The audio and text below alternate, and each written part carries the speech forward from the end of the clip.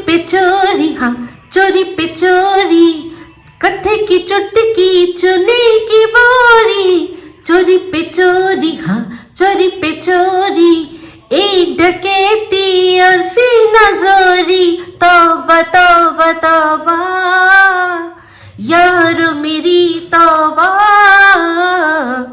Welcome to talk ঝাল মিষ্টি with Ipsita. আর আমি ইপসিতা, এখানে নো গালাগালি, নো কিস্তি, অনলি মস্তি।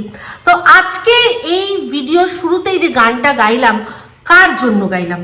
অবশ্যই কিছু চোরদের জন্য। তো অনেক চোর আছে, তার মধ্যে একজন খুব প্রধান চোর। সে তো অনেক কিছু চুরি করেছে, যেমন প্রধান যদি বলতে হয়, অন্যের বউ চুরি করে বসে আছে, কোথায় গিয়ে লোহা চুরি করে বসে আছে। হ্যাঁ, মুরগি চোর মনে হয়। কেন মুরগি চোর বললাম সেটা আজকে এক্সপ্লেন করব। মুরগি নিঘাত কোথাও চুরি করেছে, কবিতা চোর, তারপর হচ্ছে কি তেল চোর, আর যে কি কি চোর সে তো সেই জানে। তো অবশ্যই বুঝতেই পেরেছেন কার কথা বলছি। মান করে যাস না রাধা, মান করে যাস না রাধা, আও শক্তির লুঙ্গির তলায় লুকিয়ে আছে সুদীপ্ত হারামজাদা। ঠিক আছে? তো আর এই হচ্ছে সেই চোর যার জন্য এই গানটা আমি গাইলাম। আরো অনেক চোর আছে কিন্তু, কারণ চোরের যে স্বাদ দিচ্ছে তারাও তো এক একটা মস্ত বড় বড় চোর, তাই না? তো বুঝতেই পারছেন এই ভিডিওটা কাকে নিয়ে হচ্ছে। হ্যাঁ, একদম ফেমাস টাটকা তাজা ধবলা বিরিয়ানি যে ব্লগটা দেখলাম, ধবলা বিরিয়ানি নিয়ে কথা হবে। তো বিরিয়ানি নিয়ে তো কথা হবেই, তার আগে বলি যে ভিডিওর মধ্যে প্রথমটা পরে বলবো, কিন্তু ভিডিওর মধ্যে বেশ কিছু কথা বলার আছে। ঠিক আছে? সেটা হচ্ছে গিয়ে সবার আগে আমার বলার মানে মনে হচ্ছে বৌমনিকে, নতুন বৌমনিকে কিছু বলার দরকার আছে।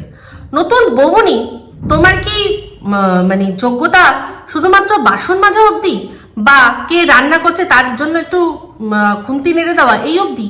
তোমাকে যা দেখেছিলাম আর তোমার ফ্যামিলি ব্যাকগ্রাউন্ড সম্পর্কে যা শুনেছি, আমার তো মনে হয় তুমি সম্পূর্ণ গৃহকর্মে নিপুণা।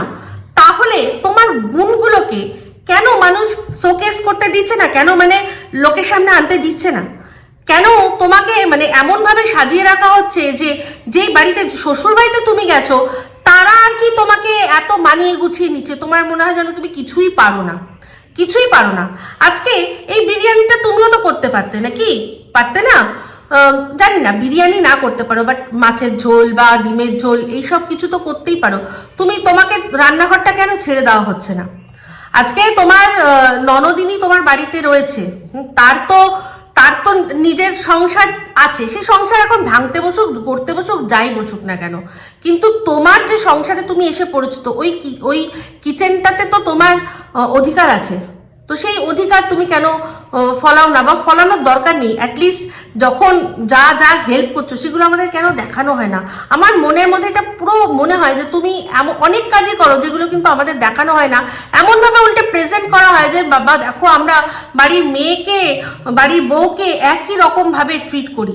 যারা সত্যি এরকম ভাবে ট্রিট করবে না, তাদের দেখানোর প্রয়োজন হবে না। এই যে দাঁড়িয়ে ছোট মা বড় মা বলে কথা বলা না, এই যে এগুলো যে ক্যামেরার জন্য করা, সেগুলো সম্পূর্ণ মানুষ বুঝতে পারছে। সেই জন্যই দেখলাম কলতলায় বসে যখন তুমি বাসন মাজছিলে, তুমি নিশ্চয়ই এই জিনিসটা বুঝতে পেরেছো। আজকে তোমার মায়ের সম্পর্কে বলা হচ্ছে যে তোমার মা দেখলে অজ্ঞান হয়ে যাবে। সত্যি তো বাড়ির মেয়ে সে রান্নাঘরে খুন্তি নাড়ছে, আর বাড়ির বৌমা কলতলায় বসে মাছির মধ্যে বসে সে বাসন মাজছে। কেন না? তার বরের সেরকম ইনকাম নেই, তার বর অন্য কোথাও নিয়ে গিয়ে তাকে রাখতে পারবে না। সেই জন্য এইরকম ভাবে দুজনের মধ্যে পরিষ্কার বুঝতে পারছি।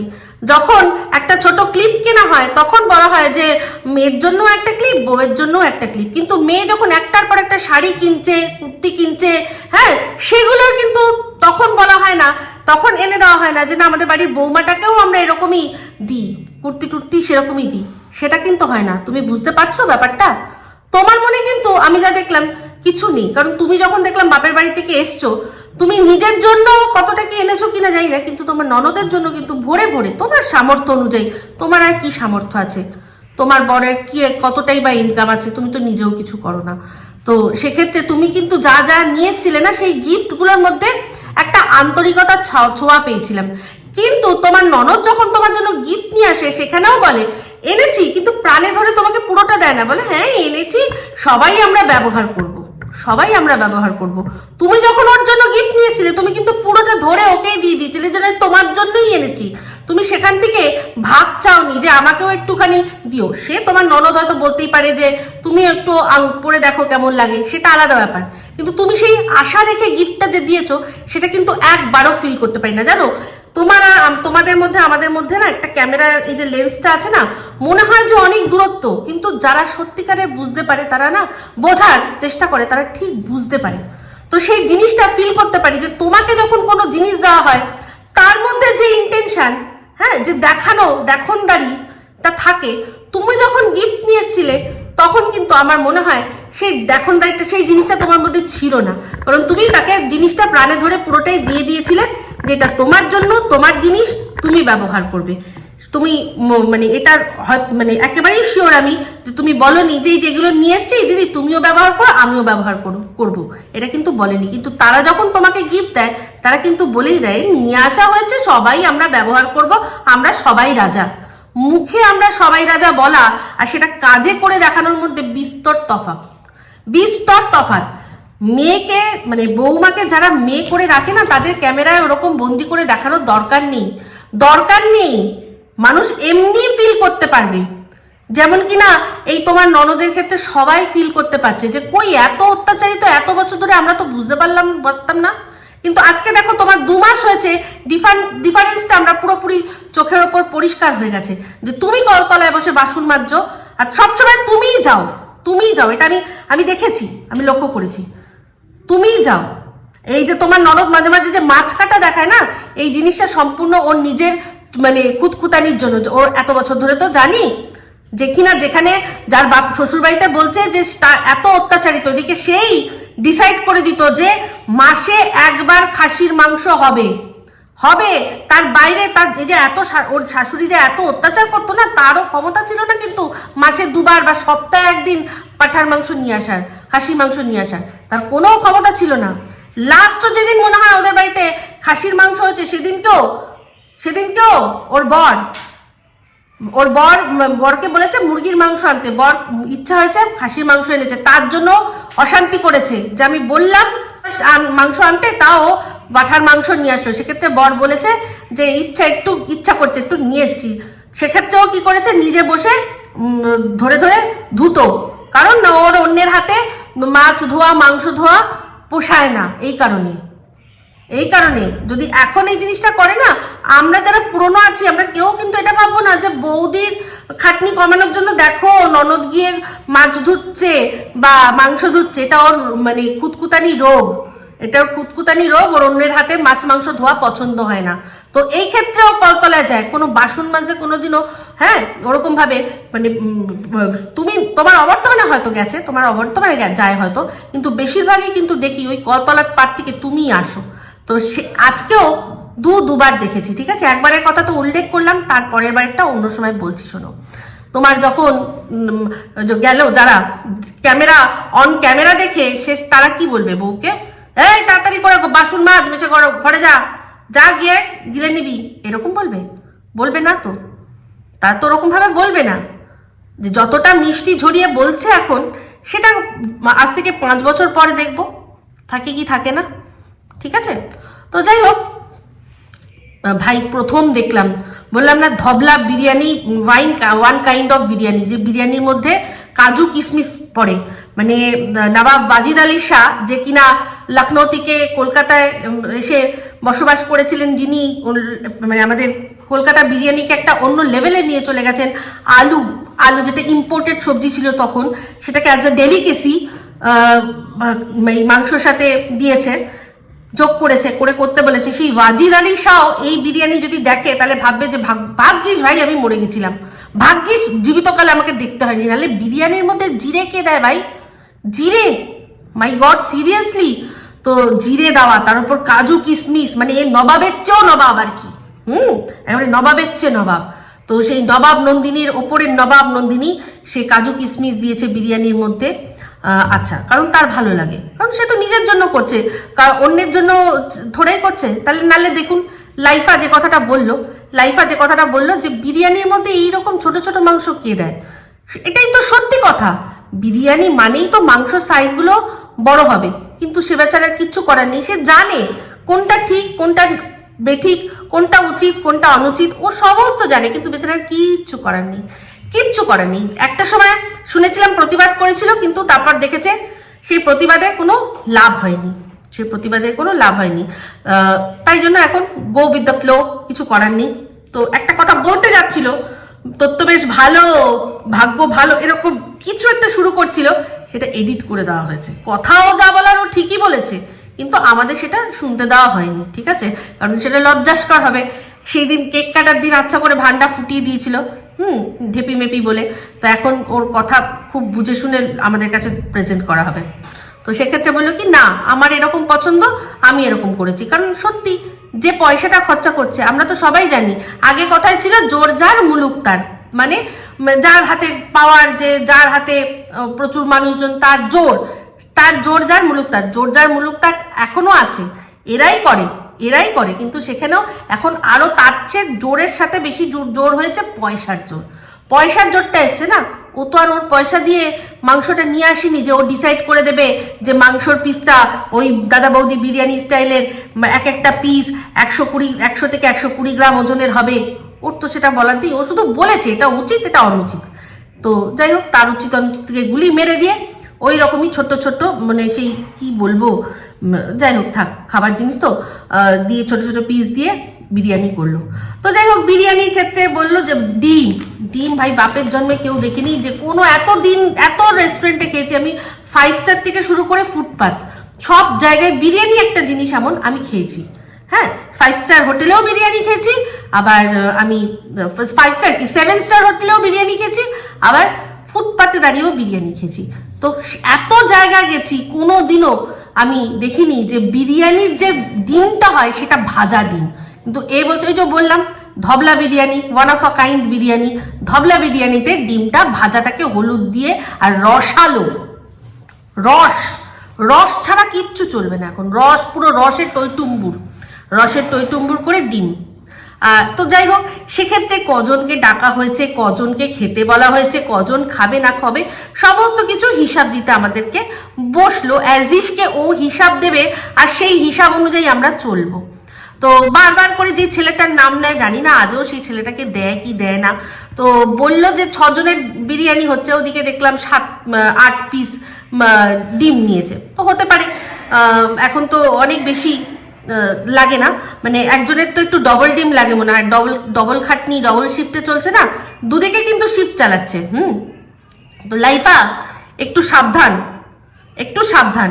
তো এবার আসি, বলি যে কথাটা যে বললাম যে বলবো যে আমাদের চোর, ওর অ্যাকচুয়ালি তো অনেক নাম, তার মধ্যে গুদীপ্ত আর চুদীপ্ত এই দুটো নাম সবচেয়ে একদম পারফেক্ট ওর জন্য। তো সেই গুদীপ্ত আজকে ওখানে সম্পূর্ণ দেখা গেছে।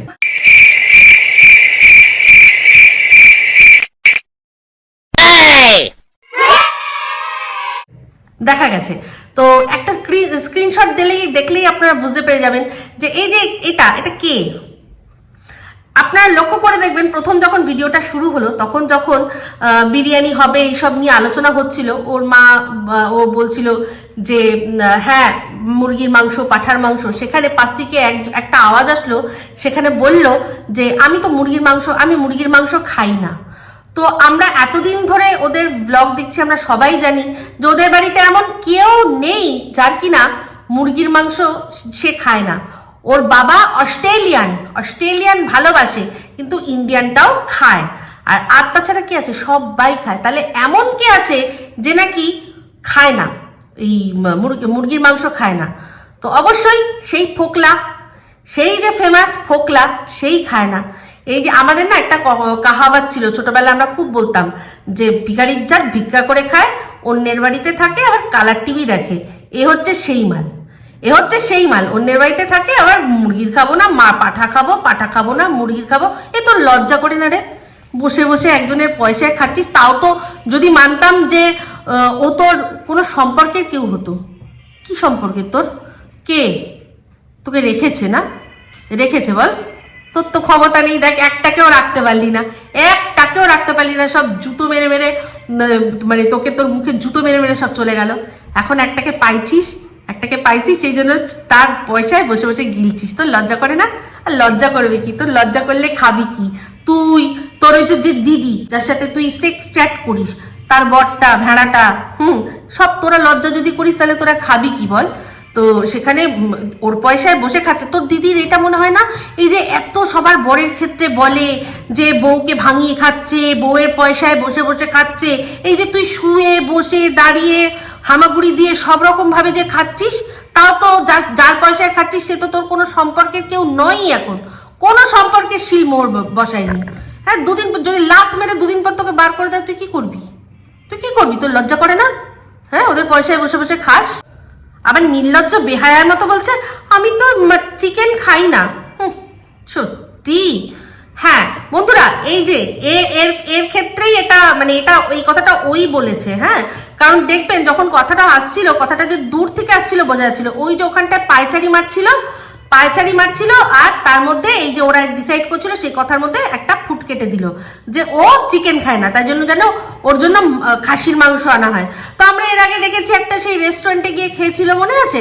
সেখানেও কিন্তু মাটন অর্ডার করা হয়েছিল।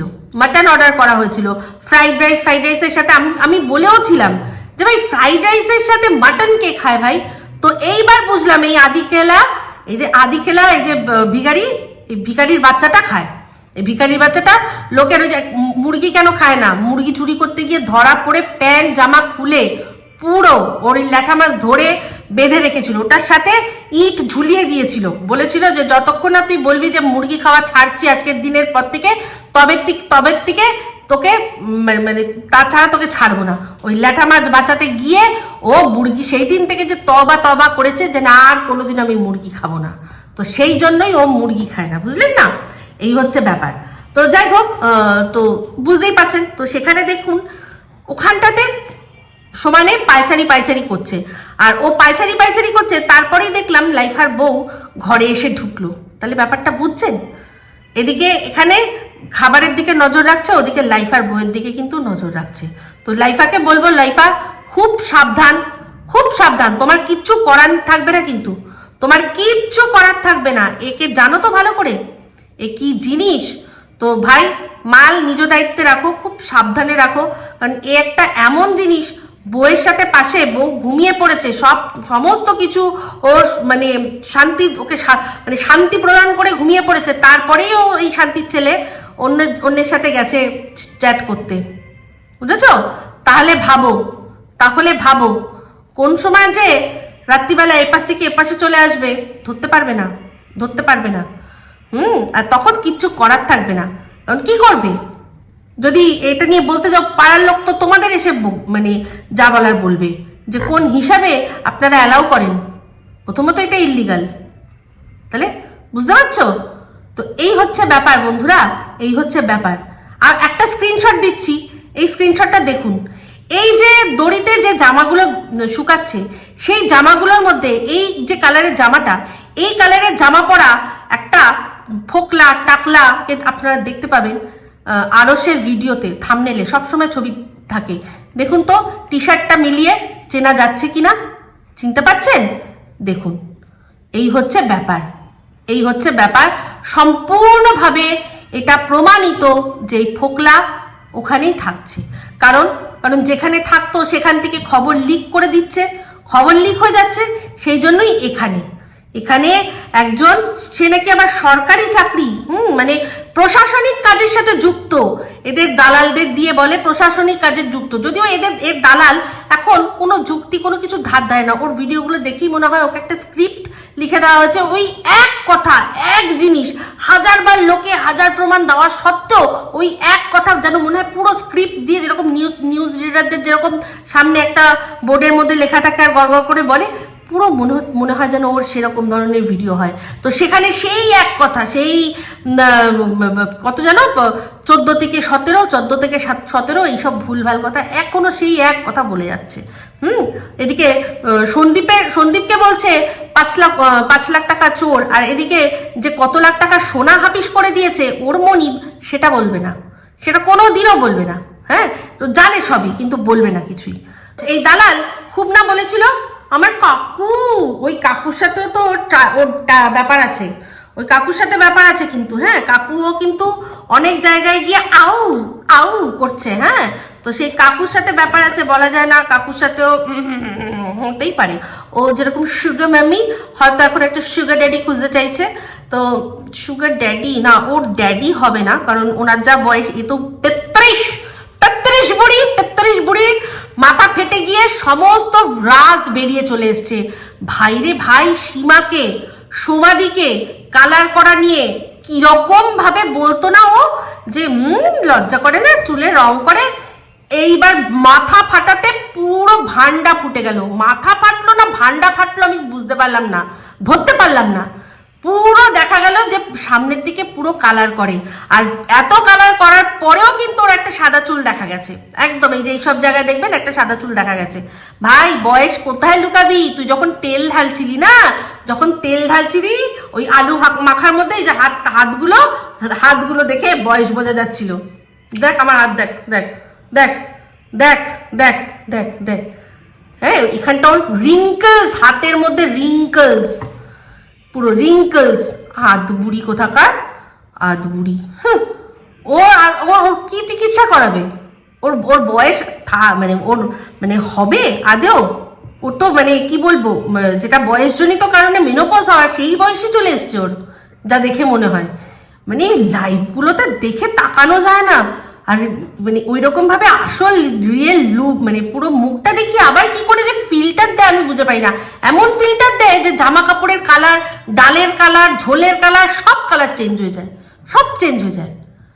তো মাথা ফাটাতে সমস্ত ভান্ডা ফুটে গেছে। এই 33 বুড়ি, কত একটা বুড়ি থুত্তুরি। তো সেই বুড়ি থুত্তুরি সুগার ড্যাডি হতে পারবে না, আউ শক্তি হয়তো, হ্যাঁ হতেই পারে, যা বাদবাকি সেটা চলে, সেটা চলতেই পারে। তো সেই প্রশাসনিকের লোক কি করে এত বড় একটা বেআইনি কাজ করছে? কি করে? এখন কিন্তু এটা সম্পূর্ণ বেআইনি, যাই না, যা হোক, যেখানে ওই যে বললাম জোর যার মুলুক তার, তো জোর খাটিয়ে যেটা করে সেটাই করবে। এখানে আমাদের কোনো আপত্তি করার কিছু নেই। এই ভিডিওর মধ্যে 33 বুড়ি, তোর বাবাকে দেখে মনে হয় যে হ্যাঁ, উনি একজন ভদ্র ফ্যামিলির লোক। কি করে যে তার কি বলবো, কি করে যে পাল্লায় পড়লো বুঝতেই পারছি, যে ফাঁসিয়ে নিয়ে বিয়ে করেছে। সেই জন্যই শুনেছি শ্বশুরবাড়িতে ঢুকতে দেয়নি আজ পর্যন্ত। সত্যি কথা তো সেই বুঝতে পারি তুই যে এইরকম কি করে, দেখলেই বুঝতে পারি। তো যাই হোক, এরা যে ইচ্ছা করে কন্ট্রোভার্সি চাইছে সেটা কিন্তু বোঝাই যাচ্ছে, কারণ এই গুদীপ্ত চুদীপ্ত সে কিন্তু বলেই ছিল যে এমনি ভিডিও করতে হবে না, ব্লগ করতে হবে না, তুমি কন্ট্রোভার্সি করো। তো ইচ্ছা করে মুখ দেখিয়ে এমন করে রাখছে যাতে প্রথমত কন্ট্রোভার্সি হয়, আর দ্বিতীয়ত হচ্ছে গিয়ে ওকে এরপর যদি মেয়ের ডিভোর্স হয়ে যায় তখন যাতে মেয়েকে ওকে হঠাৎ করে চায়ের মধ্যে থেকে যেরকম মাছি পড়ে সেরকম যাতে সরিয়ে দিতে না পারে। হ্যাঁ, হঠাৎ করে হয়তো, কারণ ডিভোর্স চলাকালীন যদি ওর সাথে বিয়ে হয়, সেই বিয়েটা তো ইললিগাল, সেই বিয়েটার কোনো রকম কোনোই মান্যতাই নেই, না শাস্ত্র মতে, না আইনি মতে, না কিছু। এখন ও যেখানে যা খুশি করেছে, সে সিঁদুর পরিয়ে দিক, 7 পাকে ফেরা নিয়ে নিক, যাই করে নিক না কেন, সেটা কিন্তু ইললিগাল। তো লিগাল, আবার যখন ডিভোর্সটা পুরোপুরি হয়ে যাবে তখন আবার লিগালি এই জিনিসটা করতে হবে, বিয়েটা লিগাল করতে হবে। তো সেই সময় ডিভোর্সের পর যদি এর মেয়েকে বাবা মা বুঝিয়ে যদি বলে যে না, বিয়ে এখন আমি করব না, আমি এখন নিজের পায়ে দাঁড়াতে চাই, এই সবগুলো যদি করে, আর এও ভালো করে জানে যে মেয়ে এখানে ইনকাম করবে, সেই টাকাগুলো তো সব বাবা মা খিচে নেবে, নিজেদের বাড়ি করে নেবে, প্লাস্টার করে নিচ্ছে, গাড়ি কিনে নিচ্ছে, এই সমস্ত কিছু করছে, তখন ওর কিচ্ছু করার থাকবে না। সেই জন্য ও ব্লগের মধ্যে নিজেকে সবাইকে জানিয়ে দিচ্ছে যে ও এখনো ওদের বাড়িতেই বসবাস করে, ও ওদের ফ্যামিলি মেম্বার হয়ে গেছে। এই জন্য, নালে ভাবুন না, যখন এডিট করলো তখন কি জিনিসটা কেটে দিতে পারতো না? ইচ্ছা করে কাটতে দেয়নি, বলেছি না যে হাতের পুতুল করে রেখেছে, হাতের পুতুল করেছে, যতই মনে হোক যে বাবা মায়ের আন্ডারে আছে, বাবা মায়ের বাড়িতে আছে, কিন্তু নাচাচ্ছে ওকে অন্যজন। এখানে যারা আছে তারা ওকে ইউজ করে নিতে চাইছে, কিন্তু এও এখন কিছু করার নেই, কিছু করার নেই, কারণ এ নিজের হেফাজতে নিয়ে গিয়ে দেখেছিল যে প্রবলেম, মারধর খেয়ে যেতে পারে। কারণ তার উপর মানে কি বলবো, আইনি পদক্ষেপ নিলে তো সাজা পর্যন্ত পেয়ে যেতে পারে। সেই জন্য এখন এদের হেফাজতে রেখেছে, আর দাঁতে দাঁত দিয়ে চেপে বসে আছে যে কখন ডিভোর্সটা হবে, ব্যাস তারপর আমি নিয়ে চলে যাব। তখন আর এই ব্লগের টাকা, কিসের টাকা, মানে সবকিছু প্লাস্টার, গাড়ি সব দেখা যাবে, তখন সমস্ত দেখা যাবে। এটা হচ্ছে আসল কথা। তো যাই হোক, যখন শক্তি আমাবাসাকে পাশে নিয়ে গেল সবাই, মানে এইটা সবাই দেখছি কমেন্ট বক্সে বলছে, বাবা কি ভালোবাসা, কি ভালোবাসা, ভালোবাসা থাকলে ওরকম দেখাতে হয় না। এই যে শফটা করছে বৌমার প্রতি, নিজেদের প্রেমের প্রতি, করতেই তো হবে না। আহারে, হ্যাঁ না সত্যি ভালোবাসা তো একটা আছে, ভালোবাসা তো একটা আছে, না হলে যাই হোক, সূর্য প্রণাম, যাই হোক সবাই সূর্য প্রণাম মেনে নেয় না, তো সেই সূর্য প্রণাম মেনেও যখন মানুষ সুন্দর করে সংসার করছে, তো ভালোবাসা তো নিশ্চয়ই আছে। সেই ভালোবাসাটাকে কখনো ছোটও করবো না, কখনো বলবো না যে না এটা উচিত, কিন্তু এই শোফটা দেখে খারাপ, মানে বোঝা যাচ্ছে, খারাপ লাগুক না লাগুক কিন্তু শো অফটা বোঝা যাচ্ছে, যেটা লোকে মানে ওরকম ভাবে বলছে বাবা কি ভালোবাসা, ওইদিকে সন্দীপের বাবা মাকে পাশাপাশি দেখা যায় না বলে ওদের ভালোবাসাই ওদের নেই, কিন্তু এনাদেরকে এরকম সেজেগুজে টিপটাপ হয়ে পাশাপাশি দেখে মনে হচ্ছে কত ভালোবাসে। ভালো কথা, এটা খারাপ আমি কিছু বলবো না। তবে একটা জিনিস দেখলেন, আজকেও কিন্তু প্রমাণ হয়ে গেল যে এই ধবলা এই যে নিজের দোষ যে অন্যের ঘাড়ে চাপায়, এটা বুঝতে পারছেন? কেন বললো? নিজেই বললো কিন্তু যে এই ছবি তুলতে গিয়ে দেরি হয়ে গেল, কিন্তু এই যে আমার রান্না বসাতে দেরি হয়ে গেছে, আমি তাহলে বাবা মায়ের জন্যই দেরি হচ্ছে সেটাই বলবো। আমি বলবো না যে আমার রান্না হতে দেরি হয়েছে, আমি বলবো বাবা মায়ের জন্য ছবি তুলতে গিয়ে আমার দেরি হয়ে গেছে। এই বরাবর নিজের দোষ অন্যের ঘাড়ে চাপায়, যে কোনো দোষ করে অন্যের ঘাড়ে বন্দুক চালিয়ে চাপায়। যেরকম কিনা এই আজকে নিজে এত বড় একটা অন্যায় করে, সেই জন্যই কিন্তু আজকে সন্দীপদের নামে, সন্দীপের বাবার নামে, মায়ের নামে, সবার নামে এরকম নোংরামি কুৎসা মানে ছিটাচ্ছে। হেসে হেসে বললো বলেই ভেবে নেবেন না যে এটা মজার ছল, এই জিনিসটা ওর মনের মধ্যে আছে, এটা ওর ফিতরত। মিথ্যে কথা বলাটা যেমন ওর স্বভাব, তেমনি নিজের দোষ ঢাকা দেওয়ার জন্য অন্যের ওপর দোষটা চাপানোটা ওর একটা ফিতরত, ওর এটা একটা সহজাত অভ্যাস। যারা বোঝার তারা ঠিক বুঝবে, বুঝলে পাতা, না বুঝলে তেজপাতা। তো ভাবুন, বুঝলে পাতা, না বুঝলে তেজপাতা। তো সুপার বডি সত্যি প্রচন্ড মনে হয় যেন আত্মসম্মানে লেগেছে। আছে আদৌ আত্মসম্মান? যাই হোক, থাকলেও থাকতে পারে। তো সত্যি খুব খারাপ লেগেছে যে সেই যে সারা এতদিন ধরে বলছে, দেখেছো আমি যেটা বলেছি সেটা করেছে, দেখেছো আমি যেটা বলেছি সেটা করেছে। তারপর যখন মুখের ওপর আরেকজনের নাম নিয়ে বললো ও আমাকে ওটা বারণ করেছে তাই জন্য আমি এটা করব না, সত্যি সপাটে লেগেছে গো, উফ কি ব্যথা। তো যাই হোক, আরেকটা জিনিস লক্ষ্য করলেন যে নিজের মেয়ে কিন্তু খেয়ে নিতে চেয়েছিল, কিন্তু পরের মেয়েটা বসে আছে যে না ওরা আসুক তারপর খাবে। কারণ নিজের মেয়ে না খাওয়ার কি আছে, কারণ সে তো খেয়ে নিতে চাইবেই, কারণ তার সাথে তো খাওয়ার মতো অ্যাকম্পানি দেওয়ার মতো লোক আছে। আজকে লাইফা তো খায়নি, লাইফা তো সাদা ভাত খেয়ে তার তাড়াহুড়োর চোটে ওর কোনো কাজ ছিল, ও চলে গেছে। তাহলে সেই জন্য এ অপেক্ষা করছে যে বাবা মা আসুক তারপর খাবো। এর থেকে বোঝা যায় যে এই মেয়েটির মধ্যে মানে নিজের মেয়ের থেকেও বেশি অ্যাটলিস্ট মানবিকতা আছে, যে একসাথে সবাই খাবো। এ কিন্তু একা খেয়ে নিতে চেয়েছিল, একা মানে যদিও অবশ্যই ওর পার্টনার আছে যাকে উকি মারতে দেখা গেল, তো তার সাথে ও খেয়ে নিতে চেয়েছিল, কিন্তু এ অপেক্ষা করছিল। তো এই জিনিসগুলো থেকেই না মানুষের আসল ক্যারেক্টার বোঝা যায়।